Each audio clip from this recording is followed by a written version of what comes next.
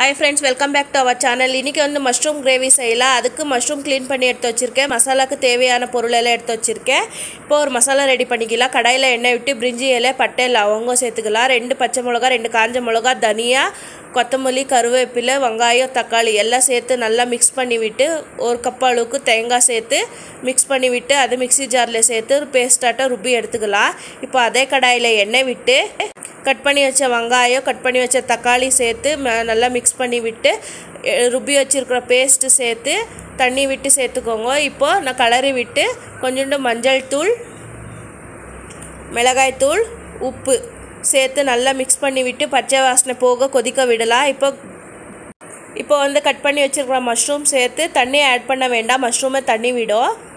நல்லா கலரி விட்டு மூடி போட்டு வேக விடுங்க. இது பாருங்கள், மஷ்ரூம் வெந்துடுச்சு. இப்போ மேலே கொத்தமல்லி தூவி சர்வ் பண்ணுங்கள். சப்பாத்தி, பூரி, தோசை இப்படி எல்லாத்துக்குமே டேஸ்ட்டாக இருக்கும். நான் வந்து சப்பாத்தி பண்ணியிருந்தேன் பிரேக்ஃபாஸ்ட்டு. ட்ரை பண்ணி பாருங்கள். Thank you all.